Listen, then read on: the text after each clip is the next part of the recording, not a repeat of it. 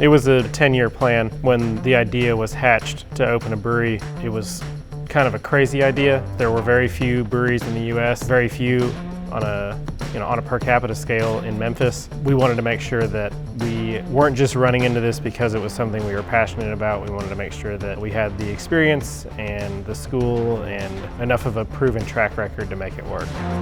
David really, I think, when he was young, did a lot of things that led him on a path to become a brewer. After college, that's all he wanted to do. It took over his life. And as his little brother, knowing that my older brother was smart, but was going to find a unique path to success, was like, wait a minute, we've got to figure out how to do this together. He went to brewing school in Chicago, went to brewing school in Germany. I went the other way, got a job with a beer distributor for a couple years, went to grad school at night on our business plan, business model. I think all that kind of pre-Wiseacre was really important to everything that's happened since. We opened in 2013, and for the next 6 years, we were the 8th fastest growing brewery in the country, out of 10,000.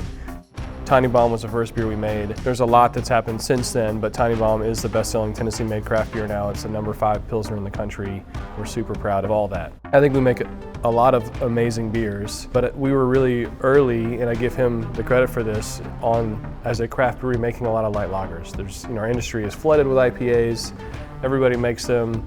They continue to be dominated by kind of national leaders and then locals. Making a great light lager like Tiny Bomb is a lot more challenging than making something that's really hoppy, really malty, something that's extreme. It's a lot more delicate, a lot more balanced, and that's something that he was early on, even in brewing school, just falling in love with that style.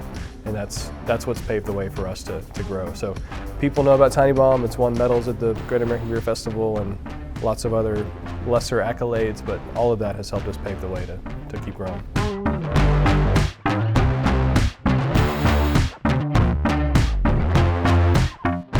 We're from Memphis. We both left to get experience, which I think was a really good thing. Working for experienced breweries, in David's case, working for a really prominent brewer in Chicago. So we learned from people, and that's a huge part of where we are as well. But Memphis was home, and we wanted to come back and do something special here. I think when we first had the idea, we thought, well, we could do this anywhere, maybe San Diego or whatever, a lot of great beer cities. But we wanted to come back here.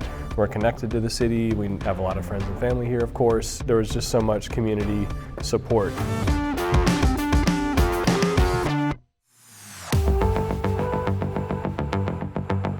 We use nexAir nitrogen in our taproom processes. We're using it to push beer out of kegs and through faucets into glasses.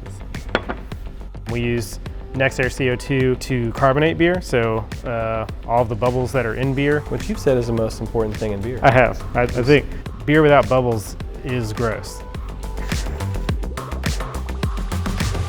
We chose nexAir because it was a Memphis company and they were somebody that I knew that we could get in touch with easily. We knew that we would get good service through them and also had the best price for the gas we needed.